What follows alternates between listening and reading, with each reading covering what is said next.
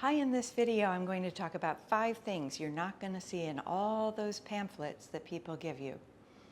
Before I go on, I want to invite you to subscribe to our channel. We put new content out all the time, including videos that you've suggested. So your engagement and your requests make Yerbba what it is, make the Yerbba community what it is. So thank you for that.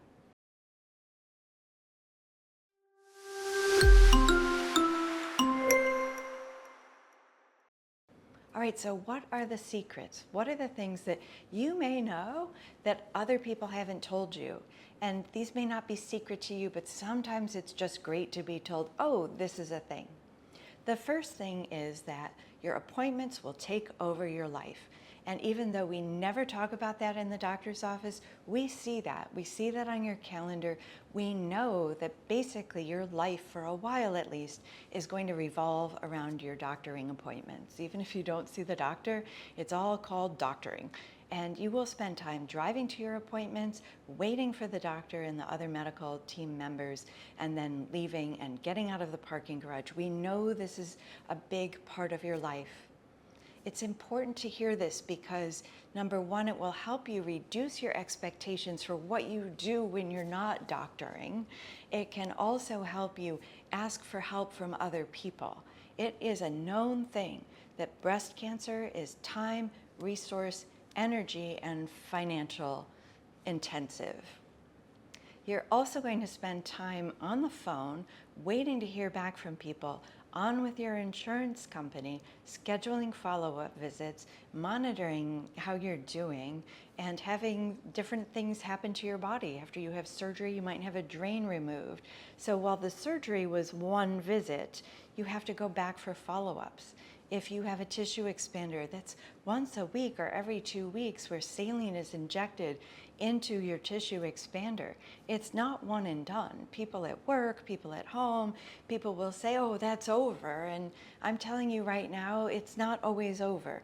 Don't feel you're doing anything wrong. If breast cancer feels like a second job or a third job, that's unfortunately part of the process. We see you, we've learned from you. I've learned from patients over the years that this can be all-consuming. Here's some things you can do. One is print out a monthly calendar and do a couple months so that you're not double booking yourself. You're not saying to the scheduling clerk, oh, that sounds good, and then realizing you're going to be driving from one side of town for one appointment to the other side of town. The other thing you can do is offload some of the routine tasks. There are some things that only you can do. There are some things nobody else can do, but I guarantee you there are some things you do that other people can do. They may not do them the way you would do them. They may not do them just right, but they can do them. And actually, people like to help. So even if your partner puts whites and darks in the machine and that's not what you're used to doing, here's another secret. It won't make a difference. You can wash everything on warm. The other thing is that you may want to give yourself a little grace. So not that I won't ever be able to do that again. I won't ever be able to volunteer for that committee. It's just not right now. So pace yourself, keep yourself organized, whether it's a digital tool or a piece of paper. Some people use both. Whatever helps you keep your life as simple as possible in the face of this second or third job. The next secret is that treatment side effects don't start right away. So if you see a list of side effects when you start chemotherapy or immunotherapy or endocrine or radiation therapy, you may say, phew, that's not going to happen to me because it hasn't happened. Or you may even be told by somebody who hasn't heard from their patients what this is actually like for them, that, oh, that will start in a certain amount of time. If you don't have it, you're safe. So side effects take a while to build up. Radiation therapy skin problems, for example, and we have a whole video about this, you may not see anything for a couple of weeks, and then they hit. So just because you're doing okay at the beginning and people see you up and about and feeling good, doesn't mean that you don't deserve some grace and patience and compassion in a couple of weeks. We know endocrine therapy side effects, yes, can start right away, but sometimes they take 3 months to build up. Same with chemotherapy. While most side effects are worse the first cycle, the fatigue gets worse over time. And so there are different trajectories, if you will, different directions of the side effects. And it's helpful, I think, to know that they don't all start right away, and that if you have a new symptom or side effect, not to wait till it's really bad, but actually to check in. You can come to Yerbba.com, you can come to our channel, you can ask other people in the community questions. When did this start to get bad for you? And when did it start to get better, of course? But to give yourself extreme grace and patience, and to ask that of others. And also, this is not your job, but letting your doctors know that side effect didn't kick in till this week into treatment.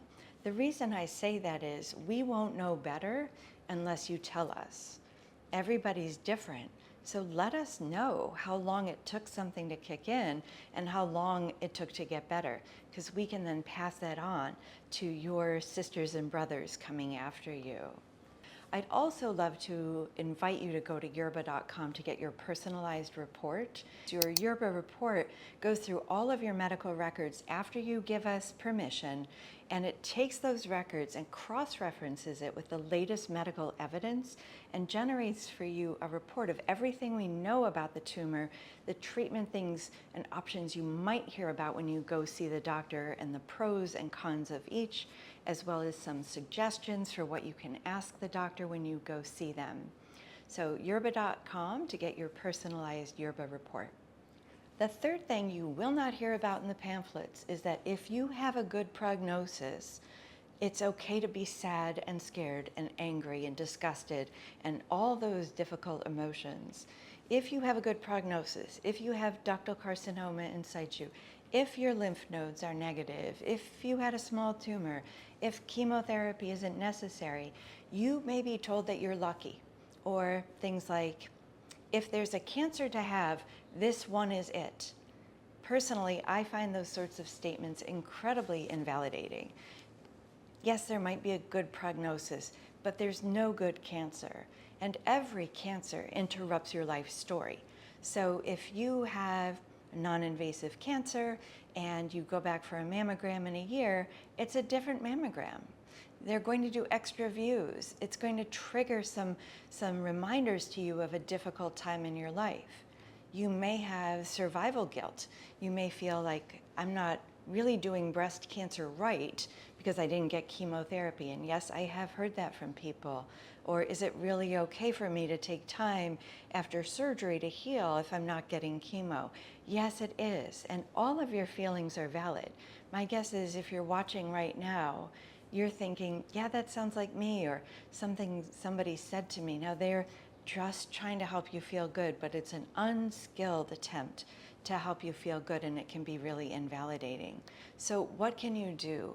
You can honor your own experience. You can listen to these words. Your prognosis might be good, but there is no good cancer. Your life is affected. It's affected in ways where you're not going to forget that this happened to you. This is not just an ordinary event in your life. Just the word breast cancer can be life-shifting and life-altering. The next thing you won't read in the pamphlets is that your relationships are likely to change. You will see both the best in the people around you and sometimes the worst. And when I say the worst, I mean people will respond in ways that are disappointing. We have a video on being ghosted during breast cancer and afterwards, because this is a really common experience that people have. People don't call to check.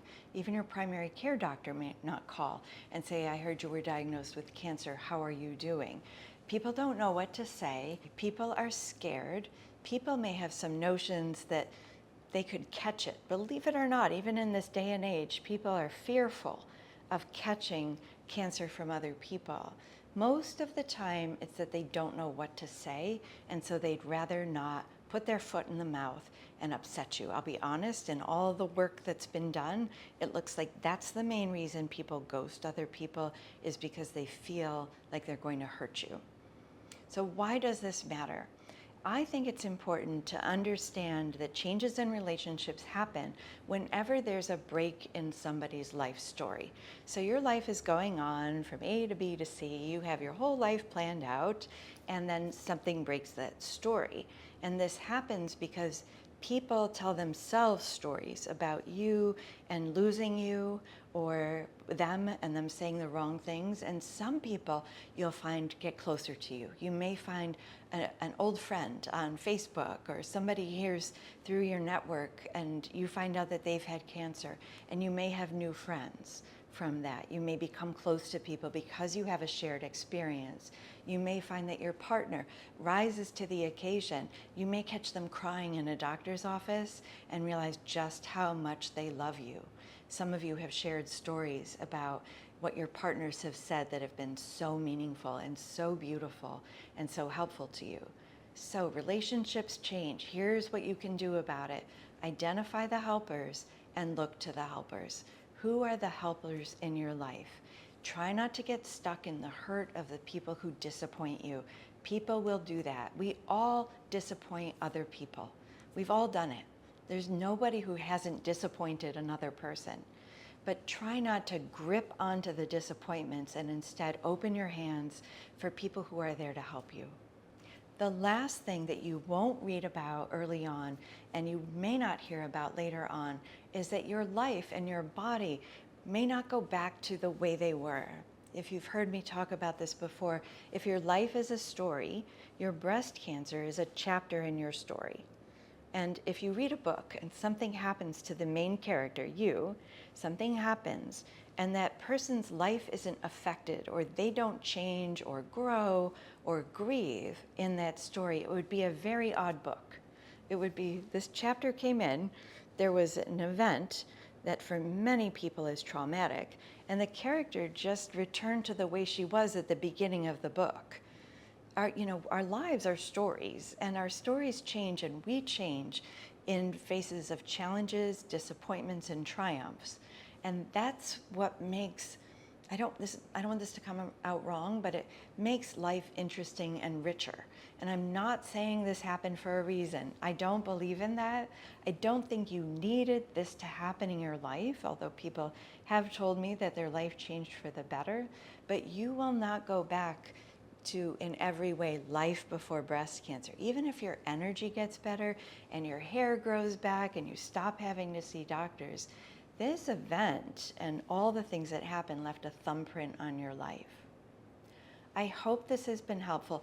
Drop a comment or a question below. Support each other in the community.